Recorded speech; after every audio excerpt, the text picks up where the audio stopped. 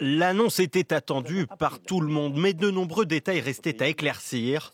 Un couvre-feu sera bien imposé pour au moins 4 semaines dans une large partie du territoire. Il sera mis en place de 21h à 6h. Et donc la décision que nous avons prise, c'est en effet un couvre-feu. Un couvre-feu qui va s'appliquer à la région Île-de-France, où le virus circule très activement, et à plusieurs métropoles, à 8 métropoles en plus de la région Île-de-France. Outre l'Île-de-France, les métropoles de Marseille, Aix-en-Provence, Montpellier, Toulouse, Lyon, Grenoble, Saint-Étienne, Lille et Rouen sont concernés. Sauf dérogation, il sera désormais interdit de se déplacer après 21 heures dans ces lieux, sous peine d'une amende de 135 € qui pourra monter à 1 500 € en cas de récidive. Pour freiner la seconde vague, Emmanuel Macron a demandé d'arrêter les rassemblements de plus de 6 personnes à table. Le télétravail est encouragé au moins 2 à 3 jours par semaine. En revanche, aucune restriction sur les déplacements n'est mise en place à quelques jours des vacances de la Toussaint.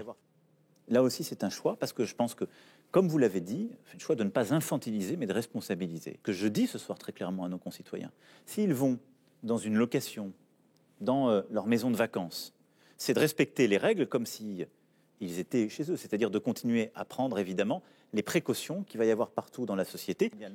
Pour les restaurateurs et le monde du spectacle les plus concernés par ce couvre-feu, c'est un nouveau coup très dur. Emmanuel Macron leur a promis des aides supplémentaires. Les fédérations de l'hôtellerie et de la restauration parlent-elles d'une fermeture déguisée de leurs établissements? Le Premier ministre français Jean Castex et plusieurs de ses ministres détailleront ces mesures en début d'après-midi dans une conférence de presse. L'instauration du couvre-feu a fait débat au sein même du gouvernement. C'est le cas aussi parmi les Français, partagés entre l'inquiétude face à la situation sanitaire et l'idée de devoir renoncer à nouveau à leur liberté. Écoutez ces quelques réactions recueillies hier soir. Première réaction, c'était d'être un enfer. Je veux dire, nous, on n'est pas en télétravail, donc on doit encore aller bosser. Donc en fait, je rentre du boulot à 21h, donc je suis en train de me dire que ça va être très compliqué au niveau vie sociale. J'imagine que ça devait être nécessaire, mais c'est sûr que 21h, 6h, personnellement, moi je reste en télétravail. Donc j'avoue, les sorties, c'était un peu ma seule joie de vivre, si je puis dire. Soit moi, je suis ravi de passer un peu de temps chez moi, premièrement, de par mon métier. Mais après, ça m'inquiète un petit peu.